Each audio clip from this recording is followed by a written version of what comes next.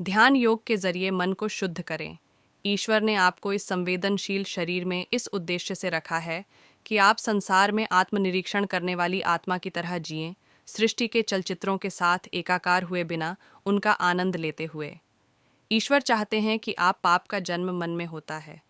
छोटे बच्चे बिना किसी पाप की भावना के वस्त्र रहित घूमते रहते हैं। जिसका मन शुद्ध है, उसके लिए सब कुछ शुद्ध है। आचारहीन मनुष्य के लिए सब कुछ बुरा है। अनुशासनहीन मन हमारे जीवन में भयंकर विनाश लाता है। जिन लोगों के मन इंद्रियों के दास बन चुके हैं, ऐसे लोग ही सभी युद्धों, अत्याचारों एवं अन्याय के कर्ता हैं। ईश्वर ने आपको इस संवेदनशील शरीर में इस उद्देश्य से रखा है कि आप संसार में आत्मनिरीक्षण करने वाली आत्मा की तरह जिएं, सृष्टि के चलचित्रों के साथ एकाकार हुए बिना उनका आनंद लें।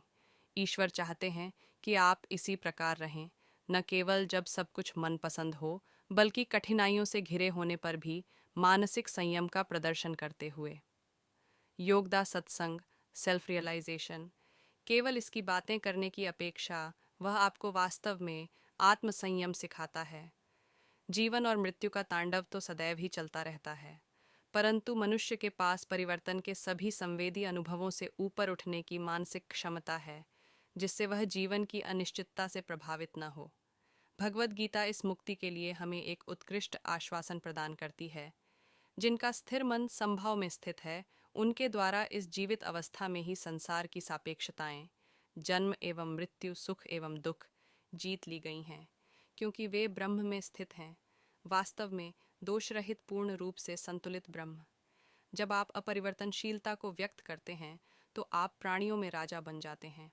आपका शरीर एवं मन चाहे निरंतर परिवर्तन से गुजर रहे हों, तो भी यदि आप अपने अंतर में अपरिवर्तनशील बने रहते हैं, तो आप उस अपरिवर्तनशील अनंत के साथ एक हो जाते हैं। गीता की शिक्षा अद्वितीय है। यह वास्तविक जीवन के बारे में ज्ञान का सूक्ष्म विवरण प्रदान करती है, और यह दर्शाती है कि मनुष्य को सभी परिस्थितियों में कैसा व्यवहार करना चाहिए। ऐसा कहना ठीक है कि मैं ईश्वर के प्रतिबिंब के रूप में बना हूँ, परंतु उस प्रतिरूप का विस्मरण हो जाने के कारण अब आपको यह सीखना होगा कि आप फिर से उसके साथ एकाकार कैसे हो सकते हैं। गीता का संदेश इसका मार्ग दिखाता है। सोना जो मिट्टी की अनेक परतों से ढका है, फिर भी वहीं है, भले ही वह ढका है। इसे बाहर लाने के लिए आपको मिट्टी की उन परतों को हटाना होगा। इसी प्रकार स्वर्णिम आत्मा के ऊपर आदतों एवं संवेदनों की मिट्टी जैसी अनेक परतें जमी हुई हैं। यह मिट्टी ही मनुष्य की अशांति और भय अर्थात समस्त अनीश्वरीय गुणों का कारण है। इस मिट्टी को हटाने के लिए मनुष्य को शरीर और इंद्रियों के प्रति एक अभेद्य मानसिक प्रवृत्ति को विकसित करना होगा। शरीर के लिए हमें क्या भय है? मैंने सभी प्रकार के कष्टों की अपने मन में कल्पना कर उनको अनुभव किया है और उन पर विजय प्राप्त की है। इसे अनुभव करने के लिए कि आप ईश्वर के प्रतिबिंब के रूप में बनाए गए हैं, आपको भय और क्रोध से अवश्य ऊपर उठना होगा और अपनी अति संवेदनशीलता को समाप्त करना होगा। आडंबर प्रिय न बने। अपने मन से कहें, आज मैं बिस्तर पर सोता हूँ, कल ज़मीन पर सोऊंगा, इससे कोई फर्क नहीं पड़ता, मेरे लिए सब समान है। इस तरह मानसिक तटस्थता का अभ्यास करें और फिर मन ठीक वही करेगा जो आप इससे कहेंगे। मन बड़ा चालाक है, परंतु यदि आप इसे प्रशिक्षित करें तो यह ठीक व्यवहार करेगा। इसलिए शरीर या मन के दास बनकर मत रहिए।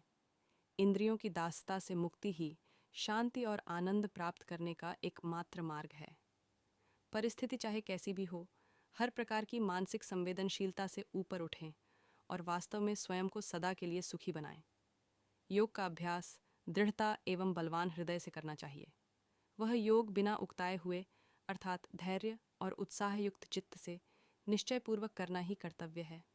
हम हमारे मन को शांत कैसे रख सकते हैं? ध्यान और मेडिटेशन से मन शांत होता है। मन शांति के लिए हमारे साथ सुबह या शाम हर रोज 1 घंटा ध्यान मेडिटेशन करें। मन शांति के लिए परमात्मा का नाम जाप और नित्य सुबह या शाम 1 घंटा ध्यान मेडिटेशन ज़रूरी है। अनफॉलो करना शुरू करें। ऐसे लोगों को अनफॉलो करें जो आपको सशक्त, सूचित या प्रेरित महसूस नहीं कराते हैं। लिखना शुरू करें।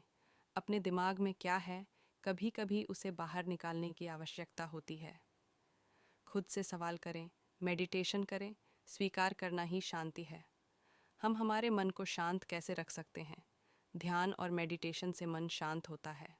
मन शांति के लिए हमारे साथ सुबह या शाम हर रोज़ 1 घंटा ध्यान मेडिटेशन करें।